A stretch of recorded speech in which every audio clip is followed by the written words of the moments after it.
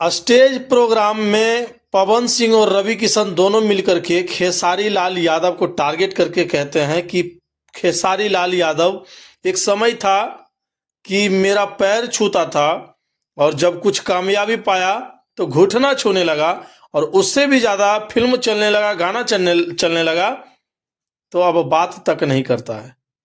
रवि किशन जी, आज जिसे आप रोस्ट जिसके साथ खेल रहे हो ना, जिस तरीके से खेसारी लाल यादव को जलील करने की कोशिश कर रहे हो, आप भी अपना अतीत याद करो। आप भी किसी का पैर छुए होंगे और पैर छूने का मतलब ये नहीं होता है कि कामयाबी पा लेने के बाद भी आपका पैर छूने के लिए ही खास करके आए।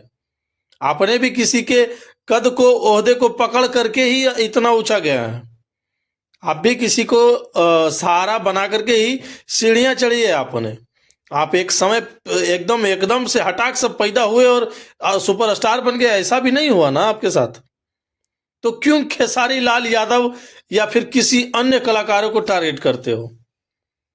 विधायकी मिल गई, संसद गिरी मिल गई, सांसद बन गए हो, इतना अच्छा आपका फॉलो है, लोगों में फॉलो करते हैं लोग आपको, हैं, सब कुछ है आपके पास, फिर क्यों किसी के पीछे पड़ करके अपना ओहदा छोटा कर रहे हो?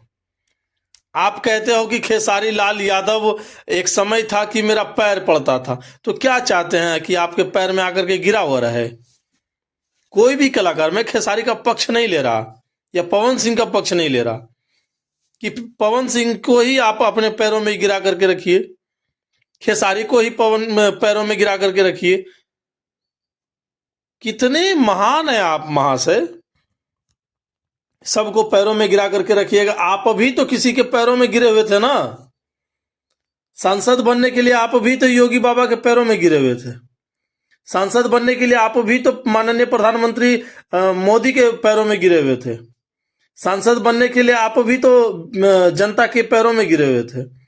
इसका मतलब क्या है? आप सांसद बन गए हैं तो सबके पैर में जाकर के गिरे पड़े हुए हैं। और जब जैसा होता है तब तो ऐसा होता है, कहता ना जैसा देश वैसा भेष। क्या कहते हैं?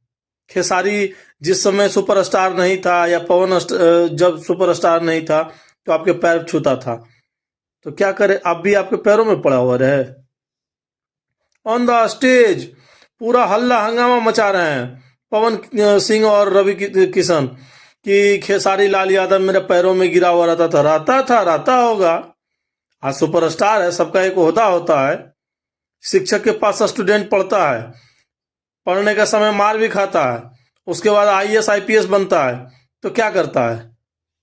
क्या करता है महाशय? आकर के उसी टीचर के पैर में गिरल रहता है। सबका एक सम्मान होता है ना जी, समय समय पर सम्मान करता है, जगह पर सम्मान करता है, कि सब जगह आपके पैर में आकर गिरल रहेगा। कैसे बेवकूफ लोग हैं यार भोजपुरी में, ना समझ लोग हैं। कैसे आपने भोजपुरी को अपलाइन किया होगा? कैसे आप भोजपुरी में हम तो लगता है ना कि आप ही लोग के चलते में आज तक भोजपुरी में कोई नया कलाकार नहीं आता, क्योंकि आप जैसे लोग चाहते हैं कि भोजपुरी के जितने भी कलाकार सुपरस्टार जो भी है ना, सभी आपके पैर में गिर के रहे। और ऐसा तो सब अपने स्वाभिमान के साथ समझौता नहीं ना करेगा। रवि किशन जी, मौका है, सुधर जाइए। क्यों किसी की जिंदगी किसी के पीछे पड़े हुए हैं? क्यों किसी को आड़े हाथ लेते हैं? आखिरकार उसका भी एक सम्मान है बेचारे का, उसकी भी एक जिंदगी है, उसका भी एक फॉलोइंग है, उसका भी दर्शक है। देखने दीजिए, मजे लेने दीजिए जिंदगी का।